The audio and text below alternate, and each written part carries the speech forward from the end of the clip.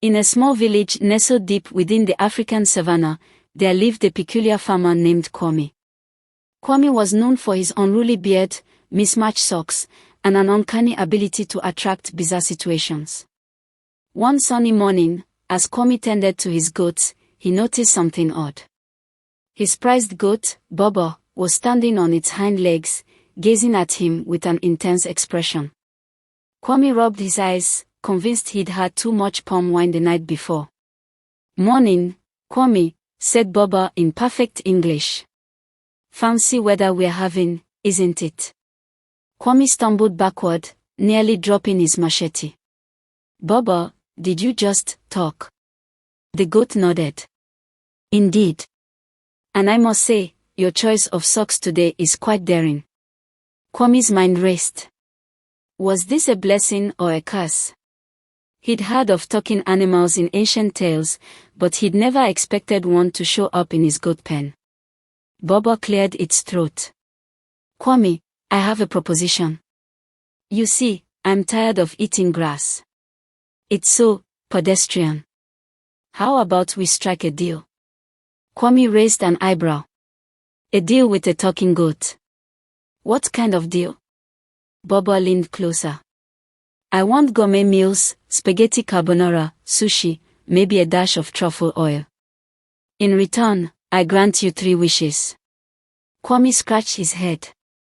3 wishes? Like a genie? "Exactly," said Bobo. "But with more bleating." Kwame considered.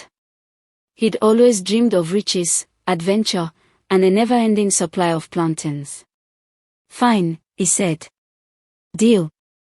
And so, Kwame became the talk of the village. His neighbors watched in awe as he dined with Bobo on a candlelit table, savoring exotic dishes.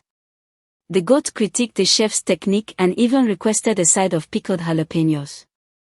As promised, Bobo granted Kwame 3 wishes. Kwame wished for a golden yam, because regular yams were so last season, a flying bicycle, for his morning commute, and a dance-off victory against the village chief, because why not? But as the days passed, Kwame grew weary. Bobo's demands escalated. It wanted a silk-lined stable, a personal masseuse, and a subscription to Goats Weekly. Kwame's bank account dwindled faster than a gazelle chased by a lion. Desperate, Kwame hatched a plan. He invited Bobo to a secret meeting by the baobab tree. "Bobo," Kwame whispered, "I wish for you to be a regular goat again." Bobo's eyes widened. "But the gourmet meals?" Kwame held firm. "No more truffle oil. No more pickled jalapenos. Just grass." And so, with a bleat of resignation, Bobo transformed back into a humble goat. Kwame's neighbors rejoiced, and the village chief conceded defeat in the dance-off. As for Kwame, he learned a valuable lesson: talking goats might grant wishes, but they also have expensive taste.